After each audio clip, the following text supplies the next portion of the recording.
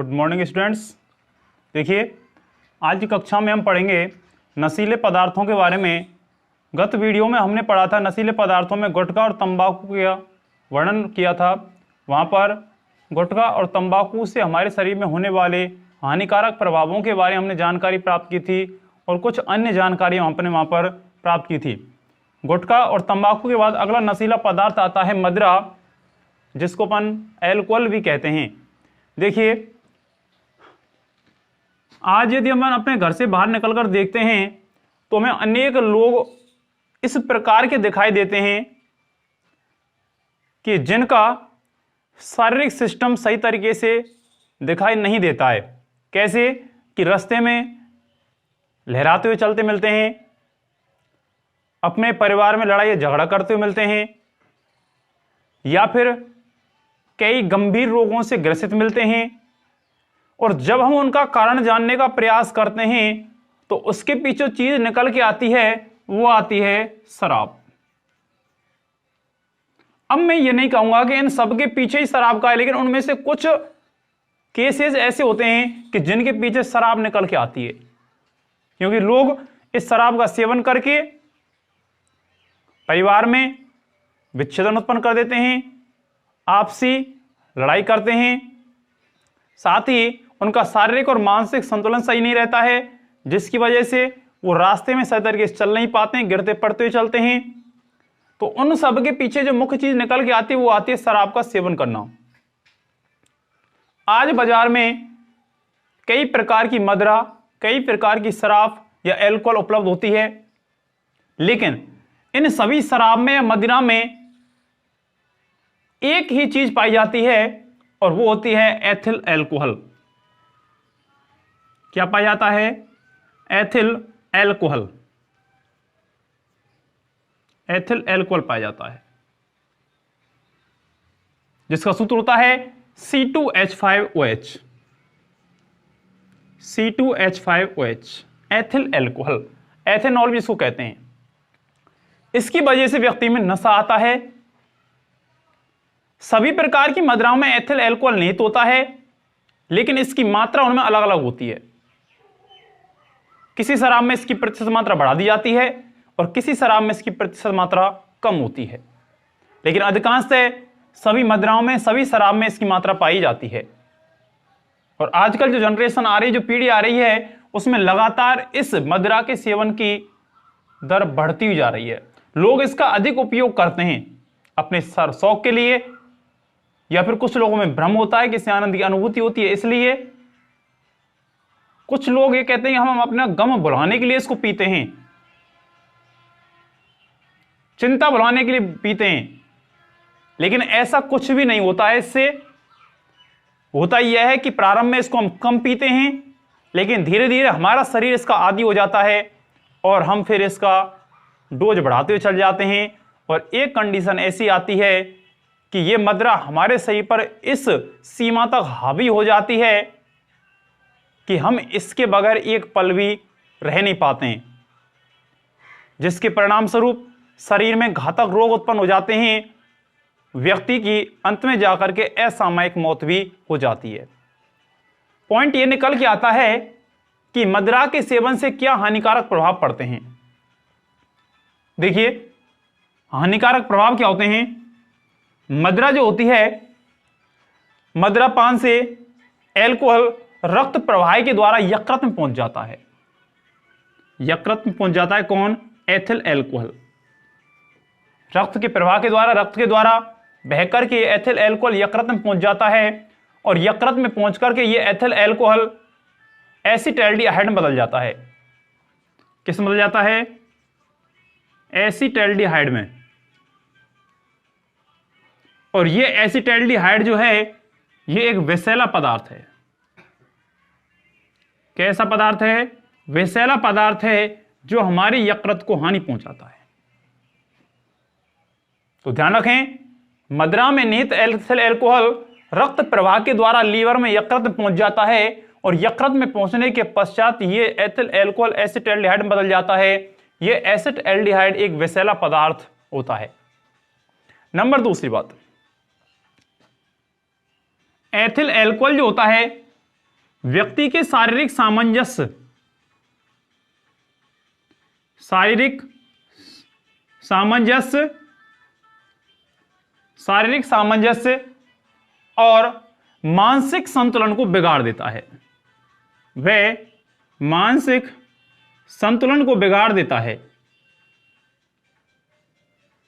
मानसिक संतुलन को बिगाड़ देता है, जिससे व्यक्ति के सोचने समझने की क्षमता कम हो जाती है। साथ में ही चलते समय वो सही तरीके से चल नहीं पाता है, जिससे व्यक्ति के दुर्घटना की संभावना बढ़ जाती है, एक्सीडेंट की संभावना बढ़ जाती है।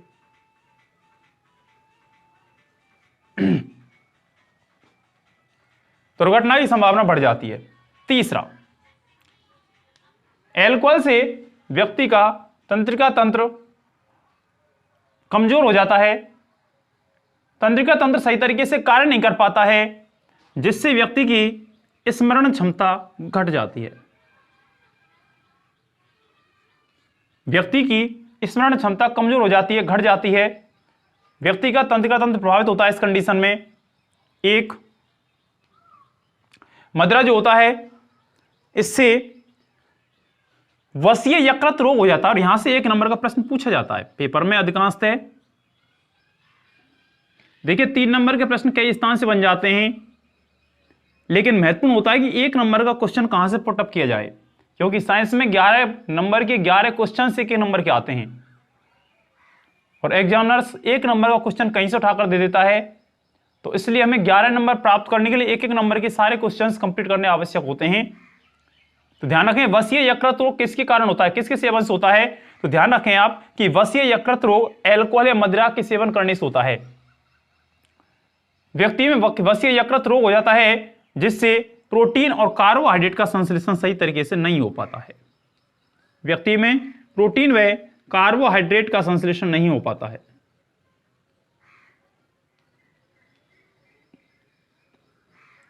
और एक है कि मदिरा के सेवन से व्यक्ति के परिवार में विच्छेदन उत्पन्न हो जाता है,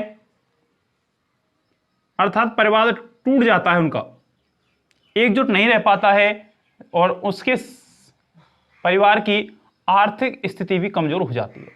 दोनों चीजें होती हैं, आर्थिक स्थिति कमजोर हो जाती है, परिवार में विच्छेदन हो जाता है, और सामाजिक प्रतिष्ठा को भी ठेस पहुंचती है। भाई अपन एक तरीके से परिवार में रहें, परिवार में समाज में मिलकर के रहें सभी से, तो परिवार में आपको सम्मान मिलता है। एक हम शराब का सेवन कर रहे हैं, सुबह शाम दारू पी रहे हैं, शराब का सेवन कर रहे हैं, और घर के पास बैठ करके अपन किसी के लिए गाली दे रहे हैं, किसी से गलत बोल रहे हैं, तो क्या समाज में हमारी प्रतिष्ठा रहेगी? नहीं। समाज में लोग हमारी बुराई करेंगे, हमें बुरी नजर से देखेंगे। लोग हमारे बारे में बातें बना सकते हैं कि ये व्यक्ति ऐसा है, इस तरह से काम करता है, दारू पीता है, शराब पीता है, गाली गलौज करता है, तो सामाजिक प्रतिष्ठा को भी इससे ठेस पहुंचती है। तो ये थे अपने अल्कोहल के सेवन से शरीर पर पड़ने वाले दुष्प्रभाव। अल्कोहल के बाद अगला जो पॉइंट आता है इसमें, वो आता है अफीम। अगला है अफीम। अफीम भी नशीले पदार्थों की श्रेणी में आता है, जिसको इंग्लिश में ओपियम कहा जाता है। अफीम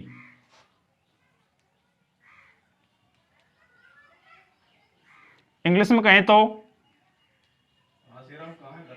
ओपियम।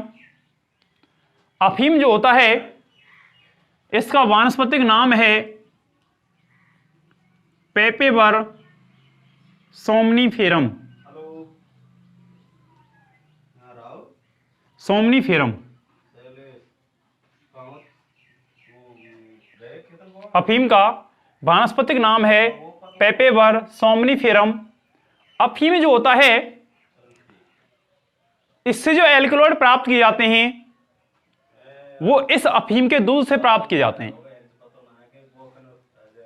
अफीम के दूध से एल्कलॉइड प्राप्त किए जाते हैं। इससे लगभग 30 प्रकार के एल्कलॉइड प्राप्त होते हैं। कितने प्रकार प्राप्त होते हैं? लगभग 30 प्रकार के एल्कलॉइड प्राप्त होते हैं अफीम के दूध से।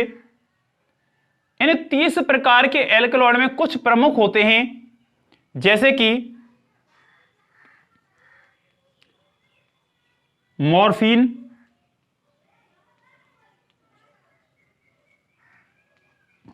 मॉर्फिन है, कोडीन है, सोमनिफेरिन है, सोमनिफेरिन है, निकोटीन है, पेपेवरिन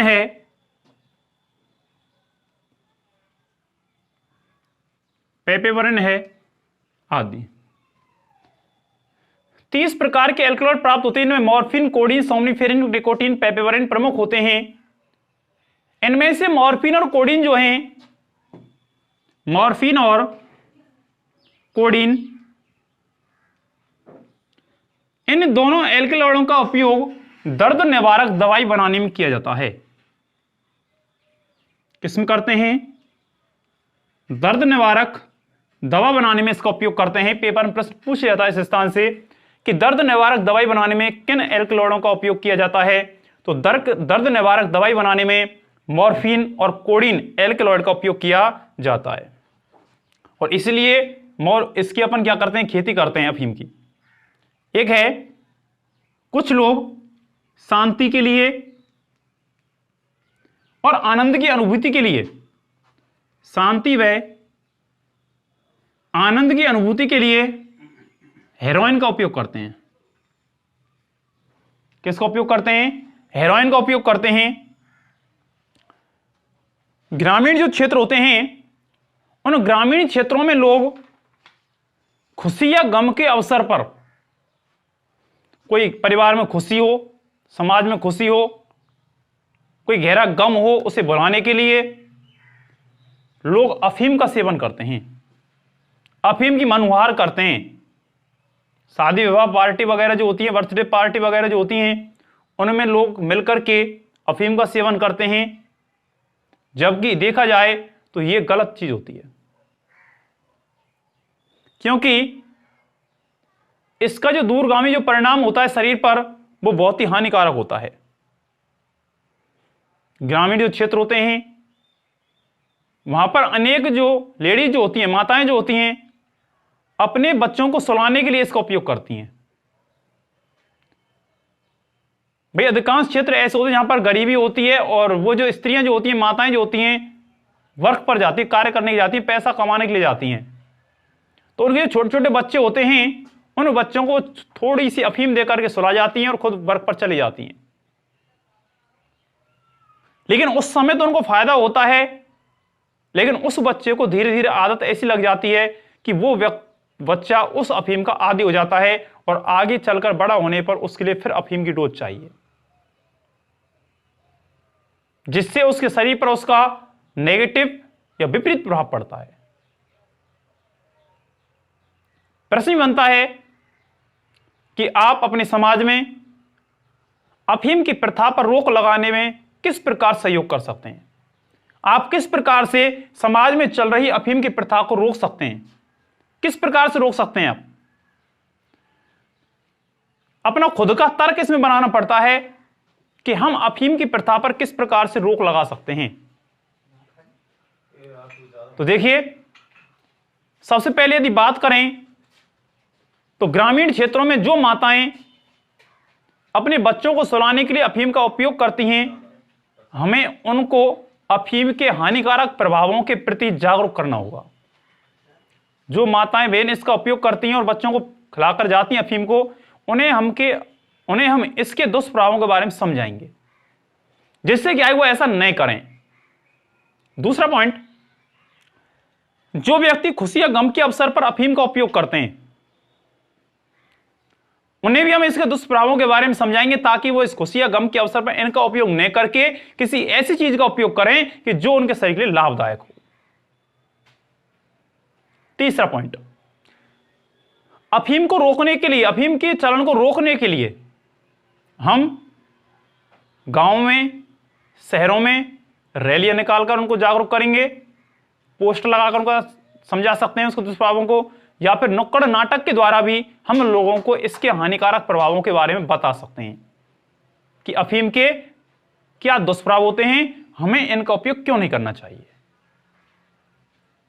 और एक विद्यालय में हम विद्यार्थियों को इसके बारे में जागरूक करेंगे, बच्चों को पढ़ाएंगे, जिससे आगे चल करके वो बच्चे इनका उपयोग नहीं करें।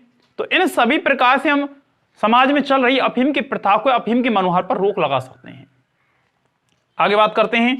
इसी क्रम में व्यक्ति जो होते हैं पहले अफीम का कम उपयोग करते हैं, धीरे धीरे इनका आदी हो जाता है व्यक्ति, और आगे चल करके फिर इसकी डोज को बढ़ा देता है और वो ज्यादा खाने लग जाता है। कुछ लोग जो होते हैं इस अफीम की जो फल वित्ती जो होती है, डोडा जिसको अपन कहते हैं, फल जो होता है इसका, उसको उबाल कर पीते हैं, उबाल कर इसका उपयोग करते हैं, और उससे फिर उनके शरीर में क्या होता है, नशा होता है, जिससे होता क्या है कि व्यक्ति के शरीर की रोग प्रतिरोधक क्षमता घट जाती है। और जब व्यक्ति के शरीर की रोग प्रतिरोधक क्षमता घट जाती है तो उसके शरीर पर विभिन्न प्रकार के रोग हावी हो जाते हैं, विभिन्न प्रकार के रोग उसके शरीर में पैदा हो जाते हैं, और व्यक्ति की आगे चल करके असामयिक मौत हो जाती है। डॉक्टर के द्वारा या समाज सेवी संस्थाओं के द्वारा हम इस अफीम की प्रथा पर रोक लगा सकते हैं। यह था अपना अफीम। नेक्स्ट एक छोटा सा पॉइंट इसमें आता है, अन्य नशीले पदार्थ। अन्य नशीले पदार्थ अगला पॉइंट है अलग। देखिए, कोकीन है, चरस है, गांजा है, हशीश है। कोकीन, चरस, गांजा, हशीश। एक आता है LSD। इस LSD का पूरा नाम है लाइसर्जिक एसिड डाइएथाइल एमाइड। LSD पूरा नाम है लाइसर्जिक एसिड डाइएथाइल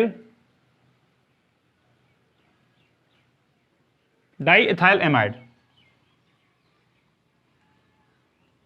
देखिए, अन्य नशीले पदार्थों में आते हैं कोकीन, चरस, गांजा, हशीश, LSD, और LSD की फुल फॉर्म है लाइसर्जिक एसिड डाइएथाइल एमाइड। कुछ लोग इनका उपयोग करते हैं अन्य नशीले पदार्थों के रूप में। देखिए, अफीम है, एल्कोहल है, तंबाकू है, गुटखा है, इनका सेवन करते हैं। इनका सेवन करने के साथ कुछ लोग इनका भी सेवन करते हैं, और इनका सेवन करने से व्यक्तियों के लिए कुछ हानियां होती हैं, कुछ दुष्प्रभाव होते हैं। और दुष्प्रभाव क्या होते हैं? नंबर 1, आर्थिक स्थिति का कमजोर होना। आर्थिक स्थिति का कमजोर होना, घर की आर्थिक स्थिति कमजोर हो जाती है।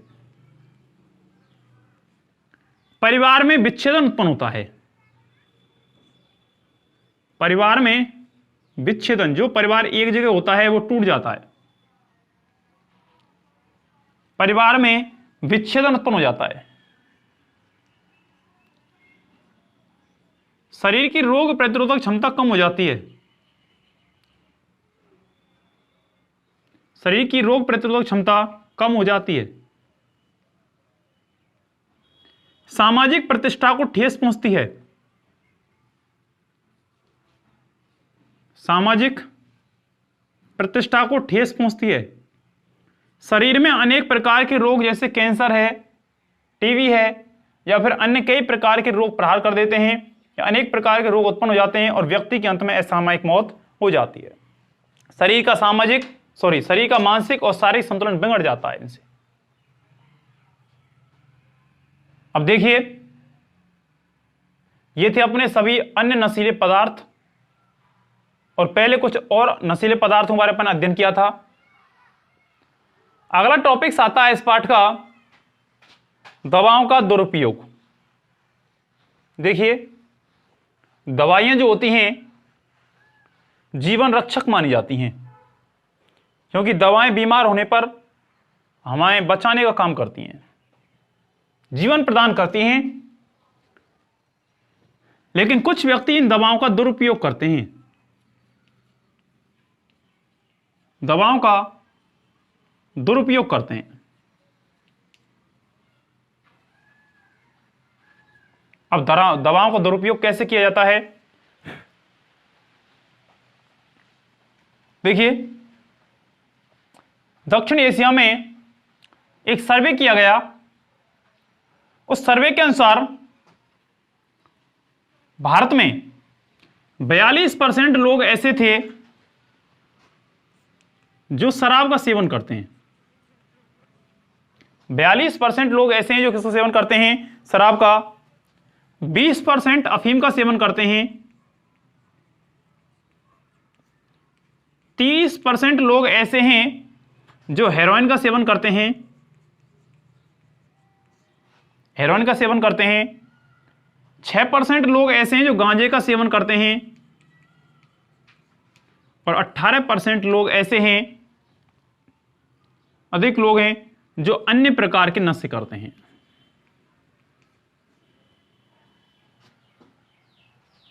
देखिए, भारत में एक सर्वे के अनुसार यह पाया गया कि 42% व्यक्ति ऐसे हैं जो शराब का सेवन करते हैं, अल्कोहल का सेवन करते हैं। 20% लोग ऐसे हैं जो अफीम का सेवन करते हैं। 30% लोग ऐसे जो हेरोइन का सेवन करते हैं। 6% लोग ऐसे जो गांजे का सेवन करते हैं। और 18% लोग ऐसे हैं जो अन्य प्रकार के नशीले पदार्थों का सेवन करते हैं, जिससे उनको आनंद की अनुभूति होती है, शरीर को शांति मिलती है, मानसिक संतुलन बनता है उनका। यह तो बात हुई नशीले पदार्थों की। हम डॉक्टर के पास जाते हैं, डॉक्टर पर्चे पर दवाई लिख करके देता है। उस पर्चे पर कुछ दवाइयां लिखी होती हैं, नाम में लिख रहा हूं यहां पर, जैसे कि मॉर्फिन, पैथेडीन, नाइट्राजिपाम,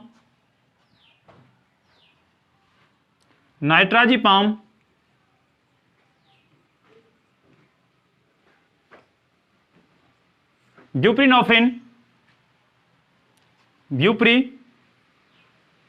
नॉरफिन, डाइजिपाम,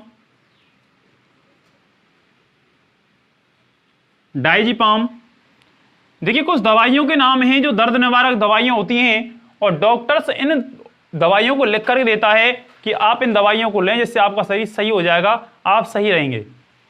अब देखिए, दवाइयां जो होती है रोगों को दूर करने के लिए हैं, लेकिन क्या करते हैं कुछ लोग इन दवाइयों को दवाई के रूप में ना लेकर के इनके आदी हो जाते हैं, इनकी लत लग जाती है।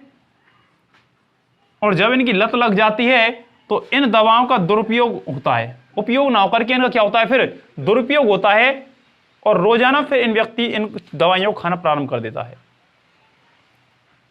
यदि हम इनको दवाई के रूप में उपयोग में लेते हैं कुछ समय के लिए, 5 दिन 7 दिन, तो इनका हमारे शरीर पर उपयोग के रूप में लाभकारी प्रभाव होता है।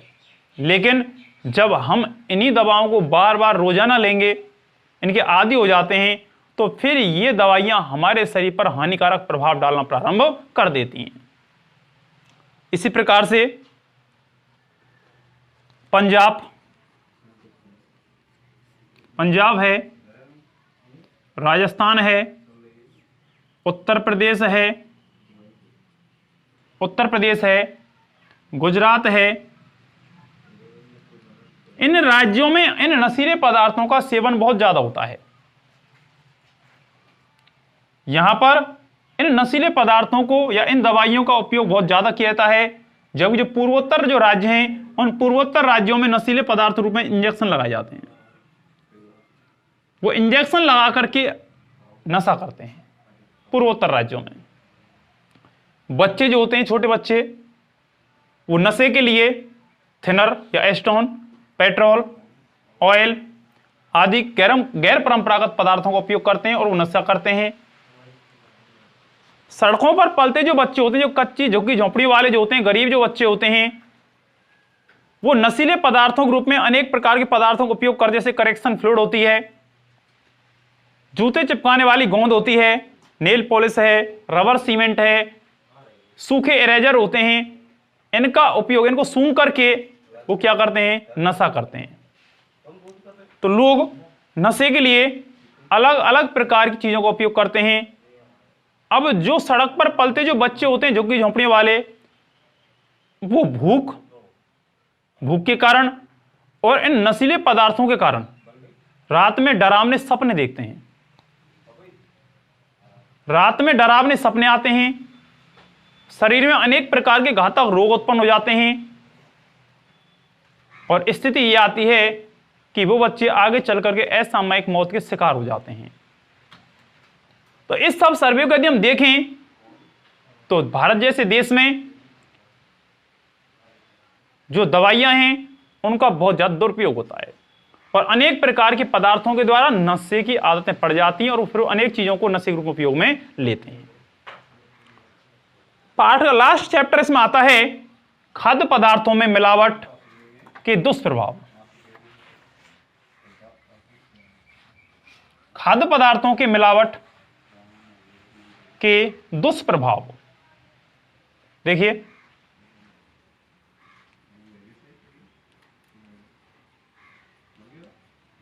खाद्य पदार्थों के मिलावट के दुष्प्रभाव।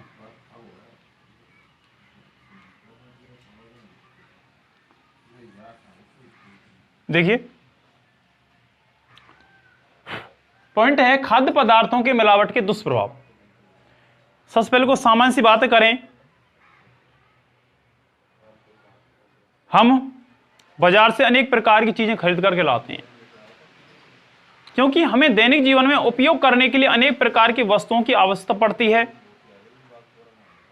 खाने पीने की वस्तुओं की जहां तक बात करें तो तेल, दूध, दवाइयां, घी, शक्कर, दालें, सब्जियां और भी अन्य कई प्रकार की वस्तु जो हमें दैनिक जीवन में काम में आती हैं खाने पीने की, वो वस्तुएं बाजार से खरीद करके लाते हैं।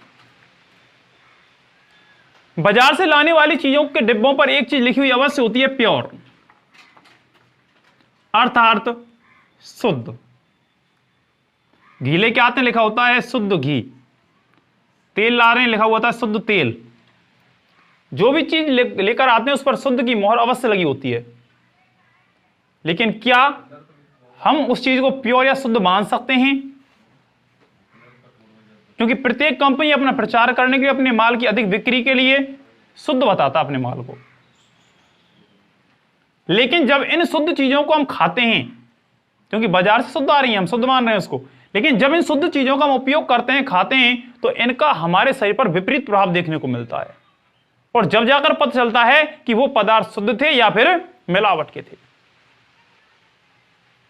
और इन सब चीजों को देखते हुए आज आम जन में धारणा बनती हुई जा रही है कि बाजार से आने वाली अधिकांश चीजों में मिलावट आती है। बाजार से जो भी चीज हम लेकर आते हैं उन चीजों में क्या आती है? मिलावट आती है। ये आम लोगों में आज धारणा बनती जा रही है। प्रत्येक कंपनी मालिक अपनी अधिक से अधिक बचत के लिए उन चीजों में मिलावट करता है। यहां तक कि अपन जिन मिलावट की वस्तुओं का उपयोग कर रहे हैं, सेवन कर रहे हैं, उन मिलावट की वस्तुओं का उपयोग करने, चलो अपन उपयोग कर लिया और उपयोग करने के पश्चात मान लीजिए अपन यदि बीमार पड़ गए, अब बीमार हो गए तो निश्चित अपन कहां जाएंगे? हॉस्पिटल जाएंगे। और जब हॉस्पिटल जाएंगे तो डॉक्टर क्या करे? कोई खावे की चीज तो देगा ना है। क्या देगा अपन लिए? दवाई देगा, मेडिसिन देगा। और जब डॉक्टर मेडिसिन देगा तो अपनी हालत फिर और खराब हो जाती है। क्यों? क्योंकि आजकल जो दवाइयां आ रही हैं, जो मेडिसिन आ रही हैं, उन दवाइयों की हालत और भी खराब है। क्योंकि जहां तक जो मेडिसिन जो आती हैं, इन दवाइयों में भी आजकल मिलावट आ रही है। तो पहले तो मिलावट की वस्तुएं खाने से अपन बीमार पड़े, घर पर दवाइयां लेने गए तो हॉस्पिटल में जाकर के अपन जब दवाइयां ले रहे हैं तो वो दवाइयों में भी मिलावट आ रही है, तो व्यक्ति की हालत और ज्यादा खराब हो जाती है। इसी क्रम में यदि अपन आगे बात करें तो आजकल लगभग 30 से 40% जो वस्तुएं आती हैं, इन 30 से 40% वस्तुओं में आजकल मिलावट आती है। चलिए अपन सबसे पहले एक सामान्य सा उदाहरण लेकर चलते हैं कोल्ड ड्रिंक्स का। कोल्ड ड्रिंक्स जिसको शीतल पेय कहते हैं, शीतल पेय, कोल्ड ड्रिंक्स। देखिए आजकल कोल्ड ड्रिंक्स का बहुत ज्यादा प्रचलन है। लोग बड़े शौक से पीते हैं इसको, अपने सामान्य जीवन में, घर पर, पार्टियों में, शादियों में, या फिर अनेक प्रकार से कोल्ड ड्रिंक्स का उपयोग करते हैं। अनेक प्रकार के ब्रांड आज अपने चल रहे हैं कोल्ड ड्रिंक्स के, शीतल पेय के, पेप्सी है, मिरिंडा ड्यू वगैरह जो भी सारी चीजें आती हैं, अपन बड़े शौक से पीते हैं इनको। लेकिन ये नहीं पता कि कोल्ड ड्रिंक्स के अंदर जिस कोल्ड ड्रिंक्स का आप उपयोग कर रहे हैं ये हमारे लिए कितनी घातक है, कितनी हानिकारक है। तो आज की कक्षा में, आज की वीडियो में आपके लिए बता जा रहा हूं कि कोल्ड ड्रिंक्स हमारे लिए कितना घातक है। शायद आप यदि ढंग से समझते हैं, पढ़ते हैं, तो आप कोल्ड ड्रिंक्स को पीना छोड़ देंगे। देखिए, कोल्ड ड्रिंक में कुछ हानिकारक रसायन पाए जाते हैं, जैसे कि लीडेन, ध्यान सुने बच्चों, लीडेन, डीडीटी, मेलेथियन,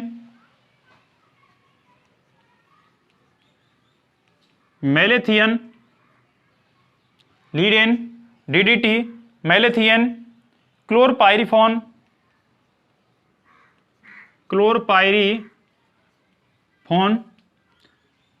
ये हानिकारक रसायन पाए जाते हैं। ये हानिकारक रसायन हमारे शरीर में कैंसर, प्रजनन संबंधी बीमारी एवं प्रतिरक्षा तंत्र को कमजोर करते हैं, इम्यूनिटी सिस्टम को घटाते हैं।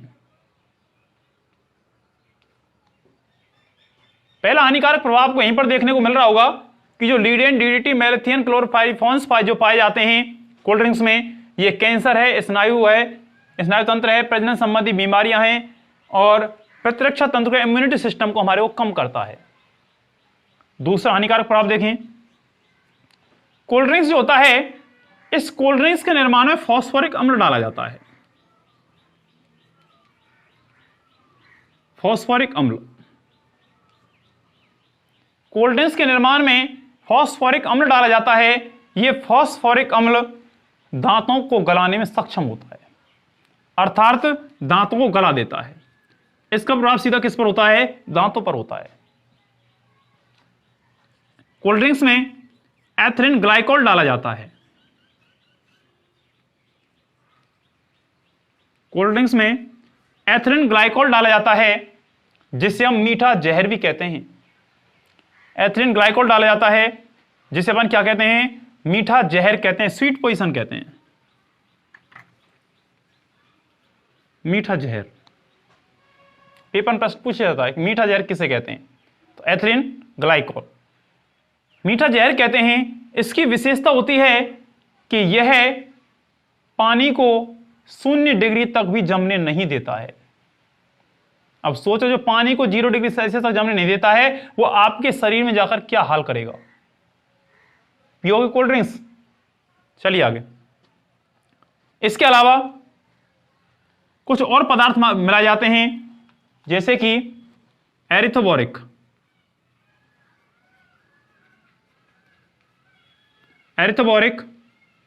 बोरिक अम्ल,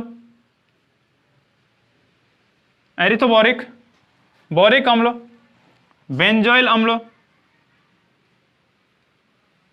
बेंजोइल अम्ल, ये सभी पदार्थ हमारे पेट में जाकर के अति अम्लता उत्पन्न करते हैं, एसिडिटी बनाते हैं, अति अम्लता उत्पन्न करते हैं, जिससे खट्टी डकारें आती हैं, चिड़चिड़ापन हो जाता है, पेट में एसिडिटी बढ़ जाती है। ये सारे दुष्प्रभाव इसके द्वारा होते हैं। और देखें, कोल्ड ड्रिंक्स में 0.4 पीपीएस सीसा डाला जाता है। कोल्ड ड्रिंक्स में 0.4 पीपीएस सीसा डाला जाता है, जो हमारे शरीर में लीवर जो होता है और मांसपेशियां हैं, मस्तिष्क हैं, इन सब के लिए घातक होता है। साथ में ही कोल्ड ड्रिंक्स में कैफीन मिली होती है। क्या पाई जाती है? कैफीन पाई जाती है, जो हमारे लिए अनिद्रा का कारण बनती है, सिर दर्द बनता है इससे, अनिद्रा और सिर दर्द बनता है इससे। तो देखा आपने कोल्ड ड्रिंक्स के हमारे लिए कितने हानिकारक प्रभाव है। यदि आप समझदार हैं तो कोल्ड ड्रिंक्स पीना छोड़ दें, और इन सब का यदि आपके सामना करना है तो आप खूब पी सकते हैं। आगे चलें। चलिए, बात हुई कोल्ड ड्रिंक्स की। अब बात करते हैं अपने दूध की। देखिए, दूध की जहां तक बात करें, दूध को बहुत ही स्वास्थ्यवर्धक माना जाता है। दूध को बहुत ही क्या माना जाता है? स्वास्थ्यवर्धक माना जाता है। लेकिन दूध स्वास्थ्यवर्धक तो होता है, लेकिन करते क्या है कि जो मिलावट का दूध अपन पी रहे हैं वो स्वास्थ्यवर्धक कम, हानिकारक ज्यादा होता है। बाजार में पैकिंग का दूध मिलता है, शहरों में जो पैकिंग का दूध मिलता है उसकी कोई शुद्धता की पुष्टि नहीं होती है। उत्तर प्रदेश में स्वास्थ्य विभाग के द्वारा सर्वे किया गया था, जिसमें 25% जो लोग थे वो मिलावट के दूध का उपयोग करते हैं, दूषित दूध को पीते हैं वो 25% लोग। अब बताइए, जो स्वास्थ्यवर्धक जो चीज है वो उल्टे हमारे स्वास्थ्य को गिराने कार्य कर रही है। इस सब के पीछे कौन है? इस सब के पीछे अपन खुद हैं, क्योंकि अपन खुद इसकी क्या कर रहे हैं? मिलावट कर रहे हैं। क्योंकि दूध के अंतर्गत यूरिया,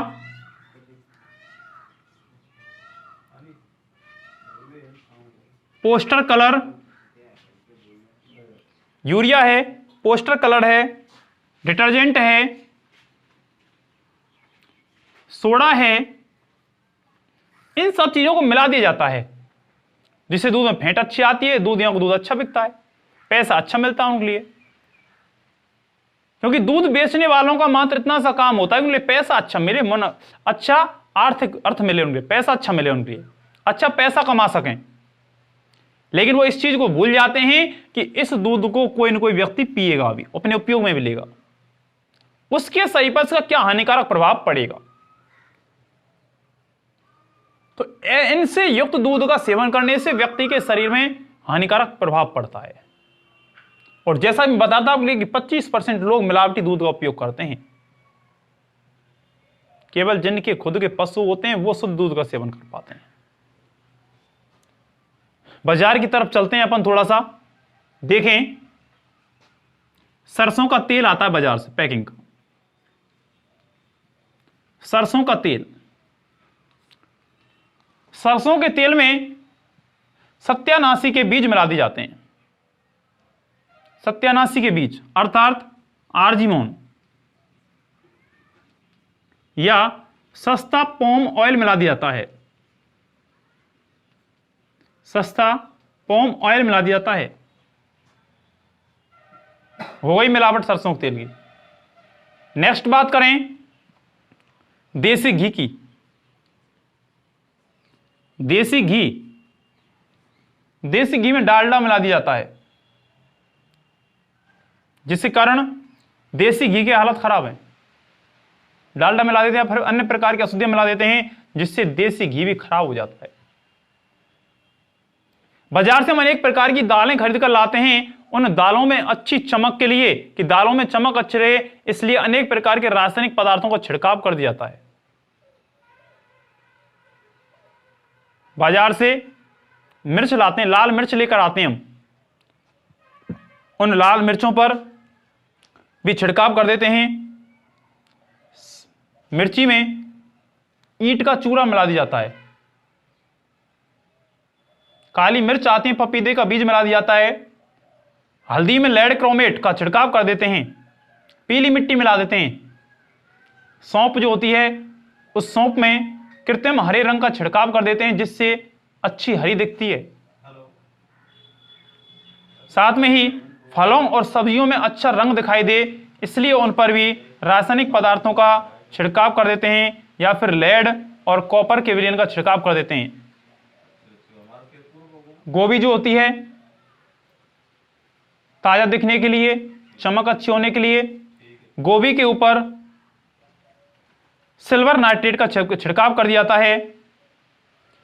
जिन मिठाइयों को हम बाजार से खरीद कर लाते हैं, मिठाइयों को खाते हैं, उन मिठाइयों में ऐसे रंगों का उपयोग हो रहा है जिससे हमारे शरीर में कैंसर जैसे रोग उत्पन्न हो जाते हैं। तंत्रिका तंत्र कमजोर हो जाता है। जब इन सब मिलावट की वस्तुओं का हम सेवन करते हैं तो सेवन करने से हमारे शरीर का इम्यूनिटी सिस्टम कम हो जाता है, प्रतिरक्षा तंत्र कमजोर हो जाता है, जिसके फलस्वरूप हमारे शरीर पर अनेक प्रकार के घातक रोग प्रहार कर देते हैं और हम रोगग्रस्त हो जाते हैं। ये बात तो हमारी खाने पीने वाली वस्तुओं की, लेकिन यदि बात करें दवाइयों की तो दवाइयां, औषधियां जो हैं, उन औषधियों में भी बहुत अधिक मात्रा में मिलावटी वस्तुओं का उपयोग हो रहा है, जो लाभ कम हानि अधिक पहुंचाती हैं। इन दवाइयों, नकली दवाइयों को रोकने के लिए एक समिति बनाई गई थी। समिति का नाम है माशेलकर समिति। ध्यान रखें, नकली दवाइयों पर प्रतिबंध लगाने के लिए एक समिति गठित की गई थी जिसका नाम है माशेलकर समिति। माशेलकर समिति, इसका काम था नकली दवाओं के धंधों पर रोकना, और जो व्यक्ति इन नकली दवाओं का धंधा करते हैं उन व्यक्तियों को मृत्युदंड देने की सिफारिश की थी इस समिति ने। लेकिन प्रश्न यह निकल के आता है कि जो ये मिलावट का धंधा चल रहा है, इस मिलावट के धंधे को हम किस प्रकार से रोक सकते हैं? क्या इसका कानूनी प्रावधान होना चाहिए? एक प्रावधान बनाया गया था 1954 में, जिसका नाम है PFA 1954। PFA 1954, इसका पूर्ण नाम है खाद्य पदार्थ अल्प मिश्रण निषेध अधिनियम। खाद्य पदार्थ अल्प मिश्रण निषेध अधिनियम, पूर्ण नाम ध्यान रखें, अधिनियम। PFA 1954 बनाया गया था सुरक्षित भोजन के संदर्भ में, जिसका पूर्ण नाम है खाद्य पदार्थ अल्प मिश्रण निषेध अधिनियम। इसके अंतर्गत 65 खाद्य पदार्थों को सुरक्षा प्रदान की गई थी। अब होता क्या है कि PFA लागू कर दिया गया, चालू कर दिया गया। अब जो लोग ऐसा धंधा करते हैं, चलो पकड़े भी जाते हैं कानूनी रूप से, तो हमारे भारत जैसे देश में कुछ राजनीतिक शक्तियां ऐसी होती हैं कि वो राजनीतिक शक्तियां उनका कुछ नहीं बिगाड़ने देती हैं। जो इस धंधे को करते हैं उन पर एक्ट लगा दिए जाते हैं, कानूनी रूप से केस लगा दिए जाते हैं, लेकिन हमारे भारत देश की कानून कार्रवाई इतनी लंबी होती है कि उन पर कोई कड़ी कार्रवाई नहीं हो पाती है और काफी लंबे समय तक केस चलते रहते हैं और उन पर कोई उचित कार्रवाई नहीं हो पाती है। अब इस सब को किस तरीके से रोक सकते हैं? इन सब को रोकने के लिए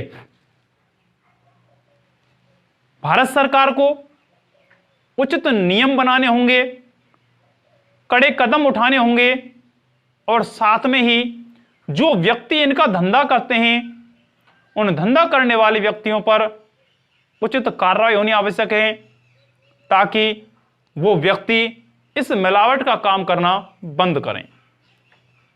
और इस सब में हम सबका भी सहयोग होना बहुत आवश्यक है। पार्ट 1 यहीं पर खत्म होता है। एक बार हल्का सा बता दूं मैं आपके लिए कि पार्ट 1 के अंतर्गत हमने सबसे पहले अध्ययन किया था भोजन के बारे में, पोषण के बारे में। फिर अपन ने पढ़ा था कुपोषण। कुपोषण के हमने 3 प्रकार का भी अध्ययन किया था। यहां पर विटामिन कुपोषण, खनिज कुपोषण और विटामिन कुपोषण, खनिज कुपोषण और प्रोटीन कुपोषण। उसके बाद हमने पाठ में कुछ अनेक प्रकार के मानव स्वास्थ्य में जल की बात की थी, मोटापे की बात करी, और उसके बाद कुछ नशीले पदार्थों के बारे में अध्ययन किया था। अगली वीडियो में हम चालू करेंगे पार्ट 2। पार्ट 1 यहीं पर खत्म होता है। धन्यवाद।